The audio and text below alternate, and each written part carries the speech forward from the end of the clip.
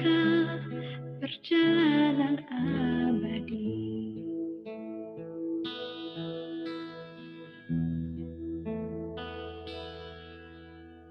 Kita pasti ingat tragedi yang memilukan. Kenapa harus mereka yang terpilih menghadap? Tentu ada hikmah yang harus kita petik. Atas nama jiwa, mari heningkan cipta.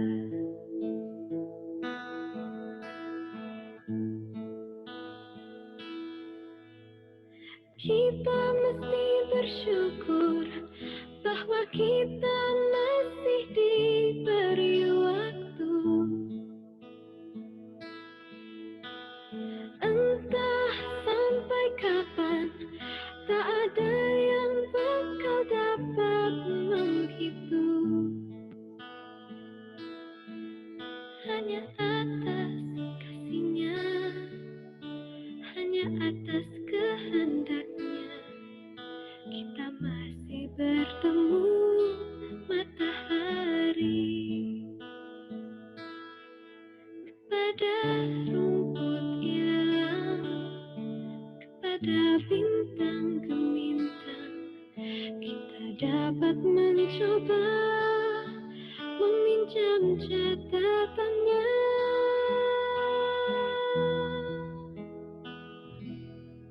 Sampai kapan kegerangan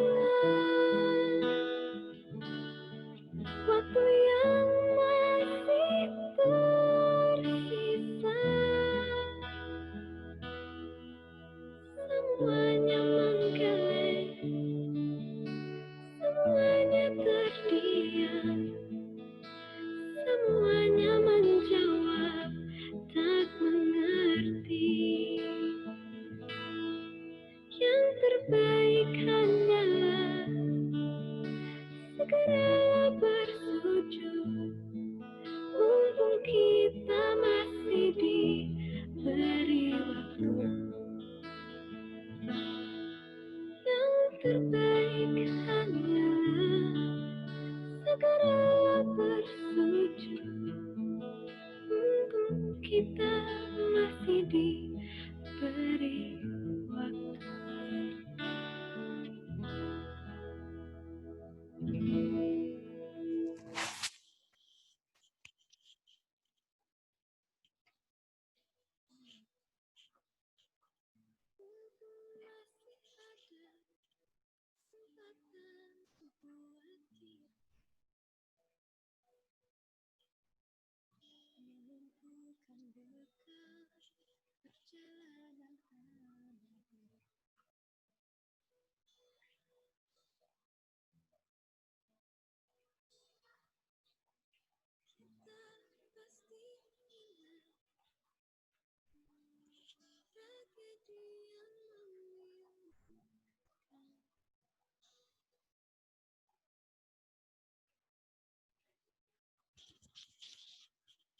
Baik, kalau tadi kita melihat bagaimana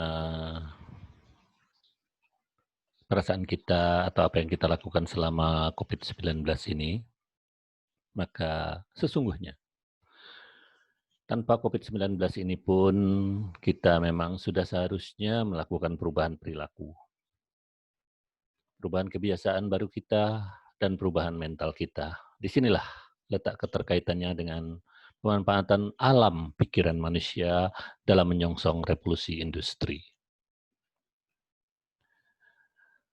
Baik, mari kita lihat uraian satu persatu pembahasan kita tentang bagaimana menyikapi era COVID-19 dikaitkan dengan revolusi industri dan pemanfaatan sumber daya, pemanfaatan alam pikir manusia.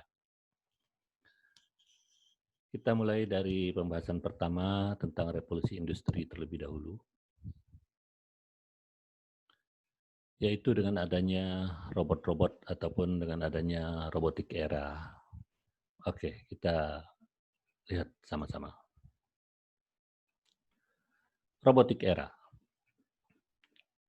Akan ada pergeseran dalam kehidupan yang disebabkan oleh kemajuan teknologi, antara lain dengan adanya revolusi industri 4.0 sampai dengan 2030 nanti. Misalnya dengan akan banyak sekali dimanfaatkan robot-robot yang selalu disiplin dan setia.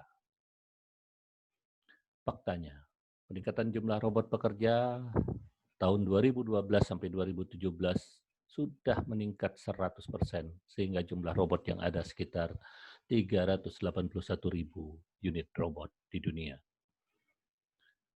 Begitu juga pada tahun 2018 sampai 2021 nanti, jumlah robot pekerja ini akan meningkat juga 100%, sehingga jumlah robot itu diperkirakan akan ada di dunia ini sekitar 630.000 unit robot. Robot-robot inilah nanti yang akan menggantikan pekerjaan manusia. Di samping itu juga komputer-komputer canggih juga akan menggantikan fungsi otak kiri manusia dan juga sekarang sudah mengarah ke fungsi otak kanan manusia. Sehingga banyak sekali pekerjaan yang jelas nanti akan tergantikan atau diambil alih oleh robot-robot.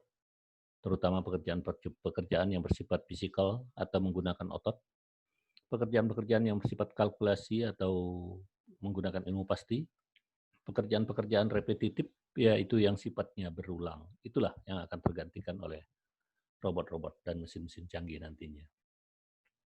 Namun tidak perlu khawatir karena masih ada beberapa pekerjaan yang tidak dapat diambil alih oleh robot-robot, ya, yaitu beberapa pekerjaan yang terkait dengan komunikasi, critical thinking, kolaborasi, dan creativity.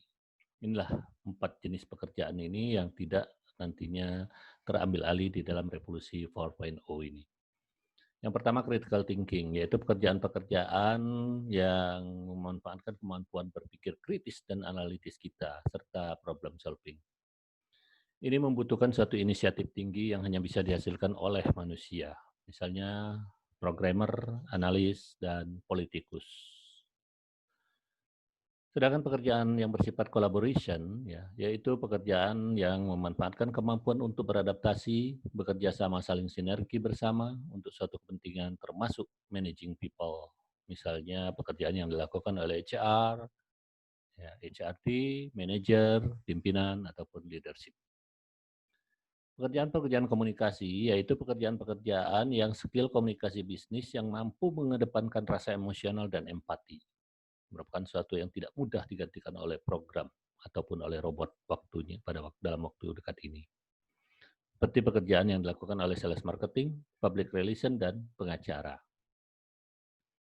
Creativity yaitu daya cipta, kreasi manusia, dan imajinasi. Inilah yang bisa membuat manusia unik dan berbeda. Misalnya pekerjaan yang dilakukan entrepreneur, konten kreatif, ataupun musisi. Nah, setidaknya ada 4 hal inilah yang bisa bertahan di era digital ataupun komputerisasi, sekaligus juga guna menyongsong revolusi selanjutnya.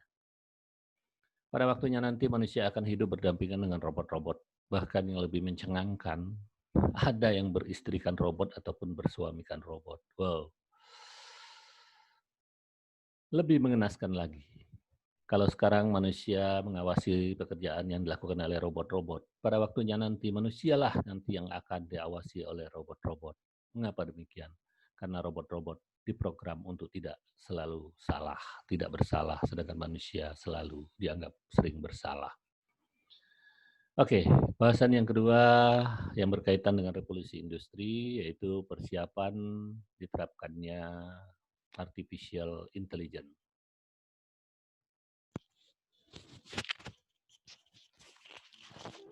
Masih ada kesempatan buat kita mengumpulkan bekal perjalanan abadi.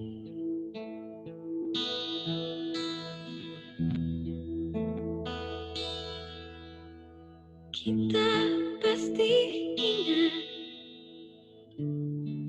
tragedi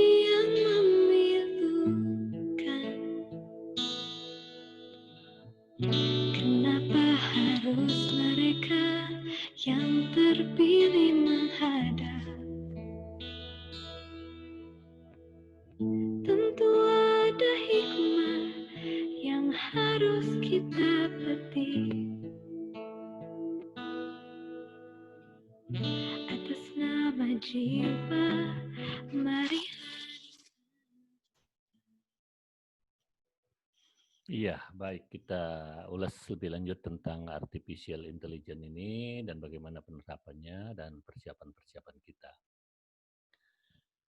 Nanti sejak tahun 2030, ya, era robotik ini dianggap sebagai just a beginning bagi peradaban berikutnya. Yang paling mengerikan nanti adalah dimanfaatkannya atau diwujudkannya penggunaan artificial intelligence atau AI. Dan juga akan terjadi perubahan peradaban manusia, yaitu dengan adanya revolusi yang berikutnya, atau saya sebut dengan revolusi industri 5.0. Dengan adanya persiapan kita untuk memanfaatkan diterapkannya artificial intelligence, nanti akan digunakan mesin-mesin super canggih, baik dalam revolusi industri 4.0 ini maupun revolusi 5.0 nanti. Mari kita simak betapa dahsyatnya dan mengerikannya super AI ini nanti, yang bisa jadi juga akan segera kita hadapi dalam waktu dekat ini. Namun kali ini kita tidak akan membahas tentang AI yang bertindak sebagai pemberontak atau pengrusak di muka bumi, seperti yang ada di dalam film-film Skynet ataupun Terminator. Kita akan membayangkan bagaimana fakta pada saatnya nanti AI sudah semakin sempurna, maka intelijensi manusia akan sangat jauh ketinggalan dibandingkan dengan hasil ciptaan mereka sendiri. Momen ini akan menjadikan terciptanya peradaban baru dalam kehidupan manusia di muka bumi ini dengan percepatan yang sangat dahsyat.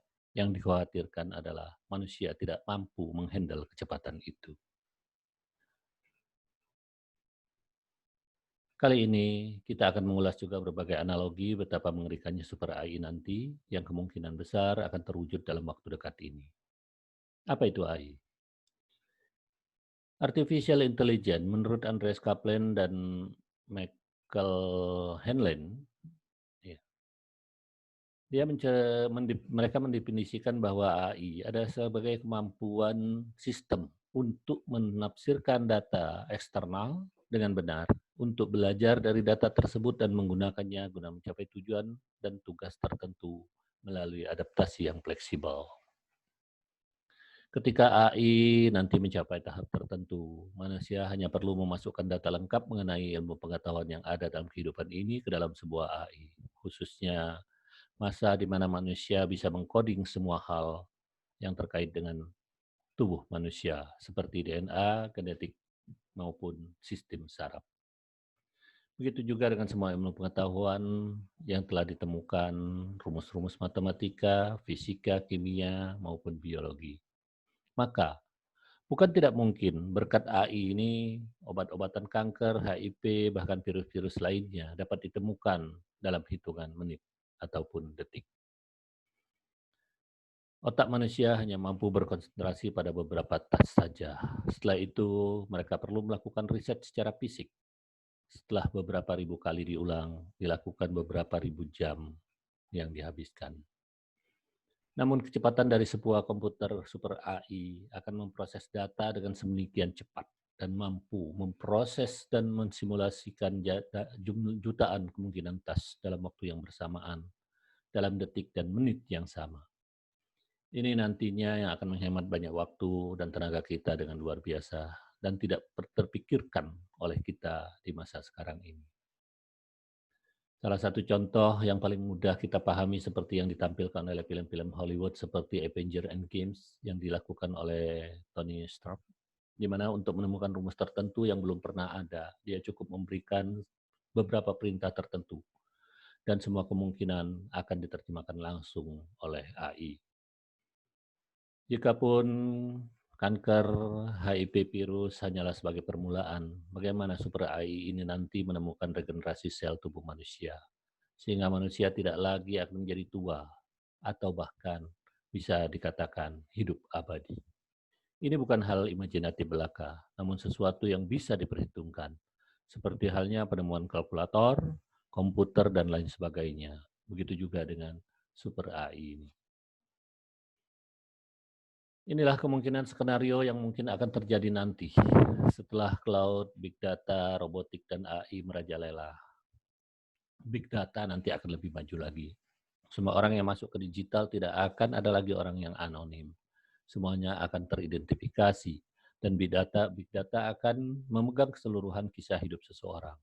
Ini juga karena internet sudah menjadi kebutuhan sehari-hari kita, jam, menit, serta detiknya. Tahukah kita bahwa semua data pribadi kita yang sudah pernah masuk ke online itu sifatnya permanen? Apapun yang pernah kita tonton, apapun yang pernah kita cari, apapun yang pernah kita posting dan chat, ataupun upload dan lain-lain di dunia maya, semuanya itu akan permanen sampai ke masa depan nanti dan tidak bisa dihapus.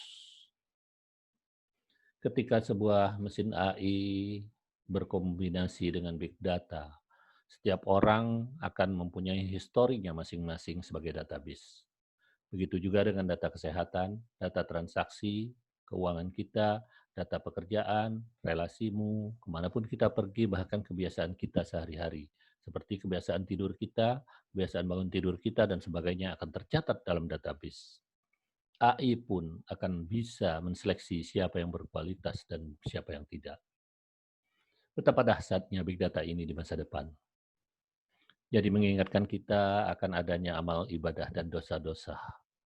Semuanya tercatat dan tidak dapat kita sembunyikan, serta ke depan akan berdampak secara real time. Ini akan berimbas pada status sosial seseorang.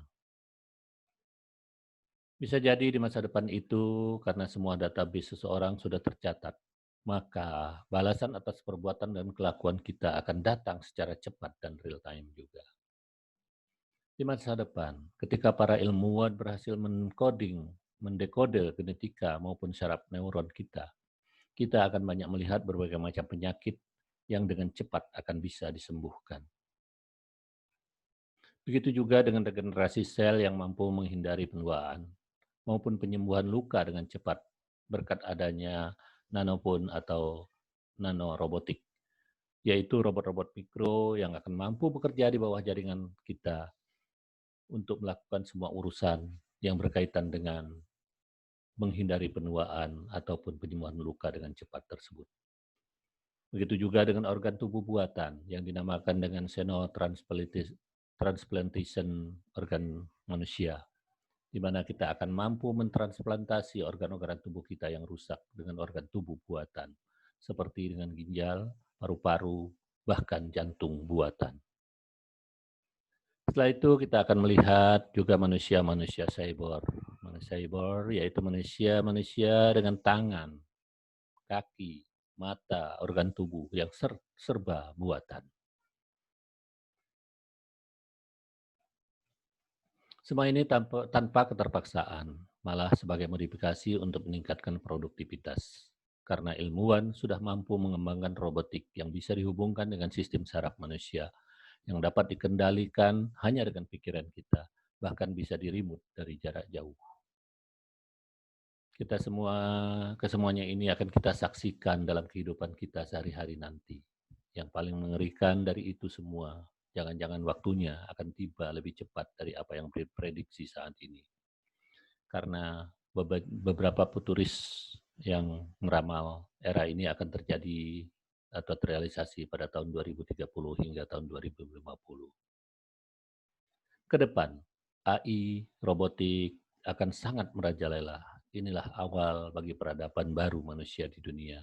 Karena setelah itu akan terjadi lagi revolusi industri 5.0. Kita sudah ketahui bahwa 2030 nanti dianggap sebagai just a beginning bagi peradaban berikutnya.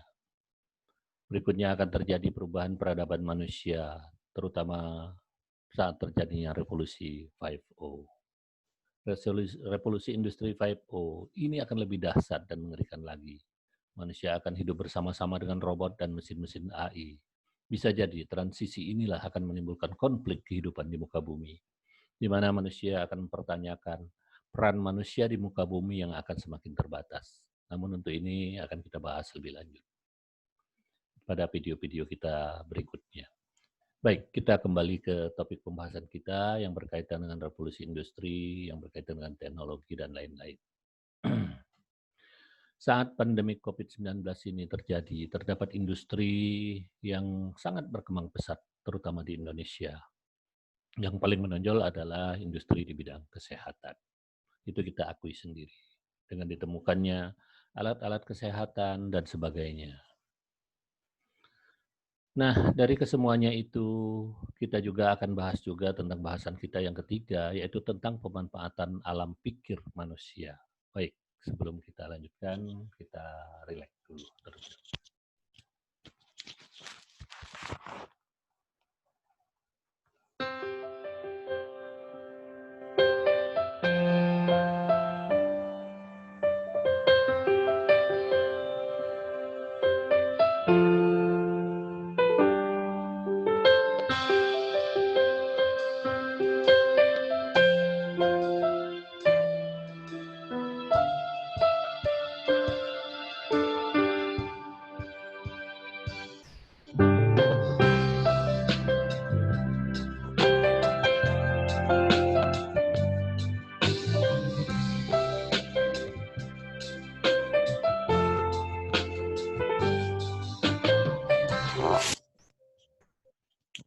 Iya, kita lanjutkan pembahasan kita bagaimana pemanfaatan alam pikiran manusia bila dikaitkan dengan terjadinya wabah COVID-19 ini. Alam pikiran dan fungsi otak manusia. Alam pikiran manusia merupakan anugerah yang luar biasa hebatnya yang dikaruniakan oleh Allah Subhanahu wa taala kepada manusia sebagai umatnya. Fungsi otak manusia pun sangatlah berbeda dengan fungsi otak makhluk-makhluk lainnya di muka bumi ini. Misalnya perbedaan fungsi otak manusia bila dibandingkan dengan fungsi otak hewan. Padahal sama-sama makhluk ciptaan Allah Subhanahu wa taala. Begitu juga fungsi otak manusia juga sudah diberkahi dengan adanya fungsi alam pikiran sadar dan alam pikiran bawah sadar. Nah, kesemuanya ini perlu kita manfaatkan secara maksimal. Saya yakin bahwa kejadian pandemi COVID-19 ini adalah kehendak dari Allah Subhanahu wa taala yang Maha Kuasa, guna untuk menjadikan dan menjaga keseimbangan kehidupan di muka bumi ini. Coba kita simak cerita kehidupan manusia di bawah ini. Kalau tadi sudah kita bahas kehidupan di masa revolusi industri yang sedemikian dahsyat dengan kemutahiran ciptaan manusia di muka bumi ini, dan pula pada saat itu manusia juga sudah menghadapi ketergantungan yang sangat tinggi terhadap semua yang berbau teknologi. Bisa jadi Allah Subhanahu wa taala akan menyeimbangkan semuanya itu dengan alam semesta ciptaannya. Bayangkan saja, jika seandainya pada suatu saat nanti terjadi sesuatu kejadian yang amat dahsyat atas kehendak Allah Subhanahu wa taala, misalnya terjadi solar storm yang bisa mengakibatkan matinya aliran listrik secara total di seluruh dunia ini untuk selamanya. Maka apa yang akan terjadi? Yaitu kelumpuhan dan kerusakan yang luar biasa dalam kehidupan ini. Bisa jadi kehidupan pada saat itu akan berubah total dan kembali ke arah keseimbangan alam normal lagi, sesuai dengan kaidah yang ditetapkan Tuhan yang disebut dengan new human.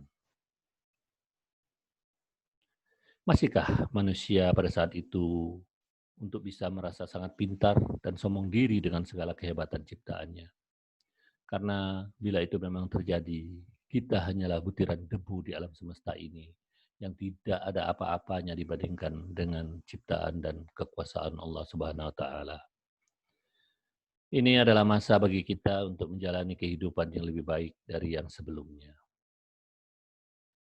Saya jadi ingat cerita dalam sebuah film yang berjudul Life of Pi, di mana ada seorang pemuda 16 tahun yang hanyut akibat tenggelamnya kapal induk bersama keluarganya.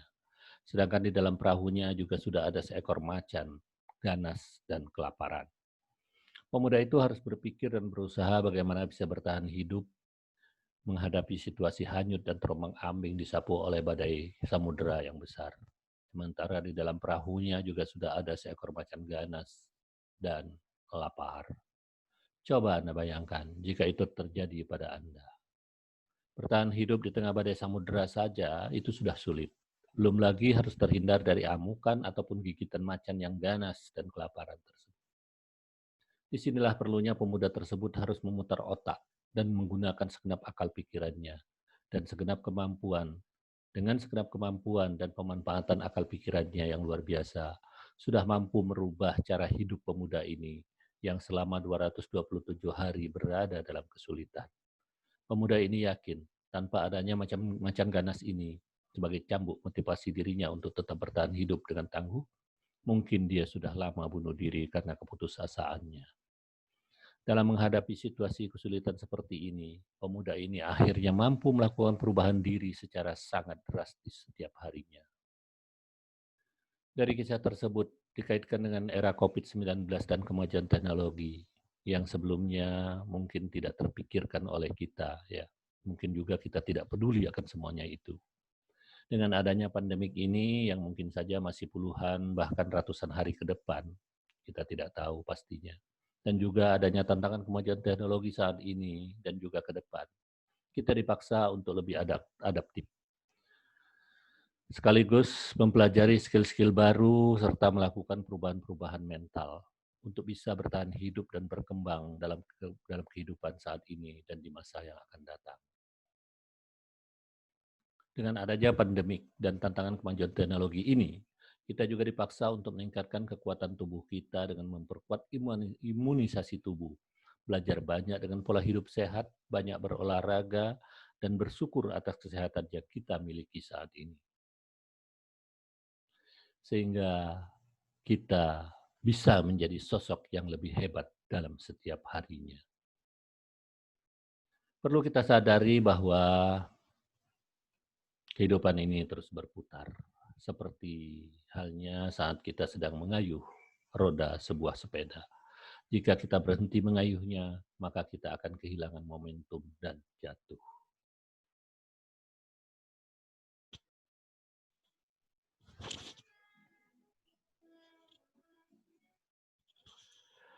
Dengan adanya pandemik dan tantangan kemajuan teknologi ini, kita disadarkan tentang humanity untuk menjadi lebih peduli dengan orang-orang di sekitar kita.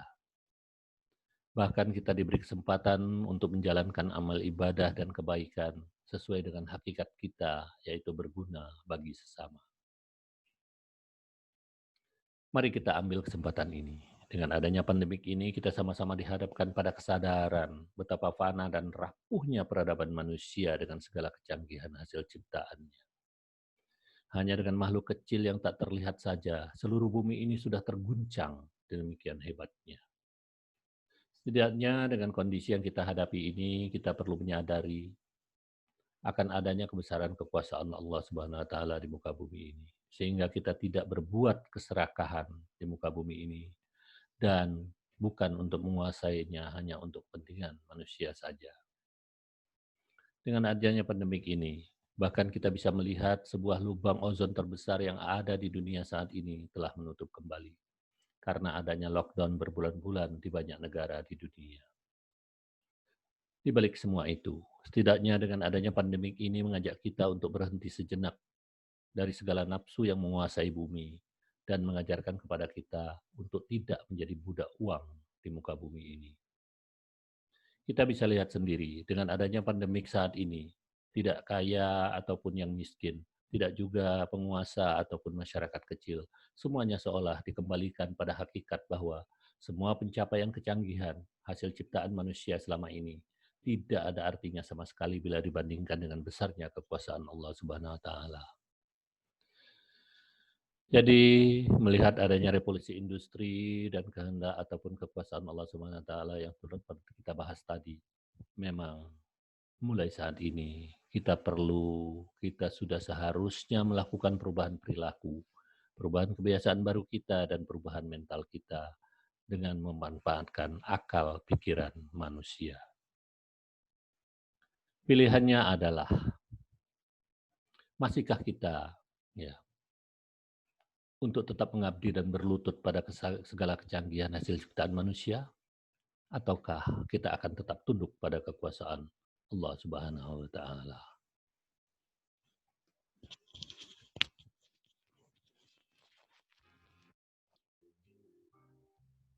Mari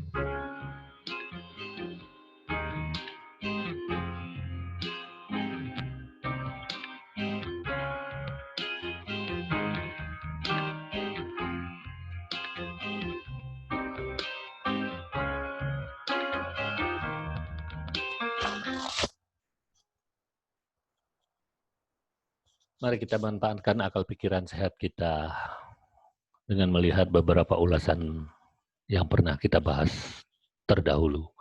Demikian ulasan dan pembahasan kita kali ini. Bagaimana pendapat Anda? Silakan komen di video bawah ini. Namun jangan lupa sebelum kita akhiri, mohon bantuan dari teman-teman untuk jangan lupa subscribe, like, dan share videonya.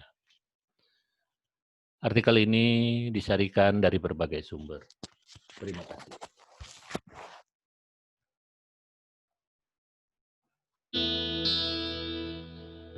Mumpung masih ada kesempatan buat kita mengumpulkan bekal perjalanan abadi.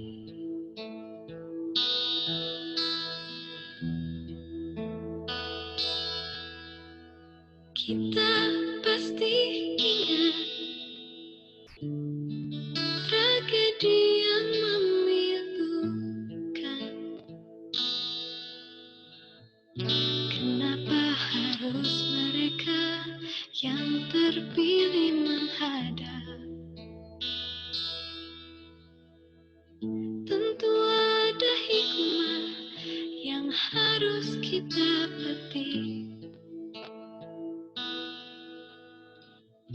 Atas nama jiwa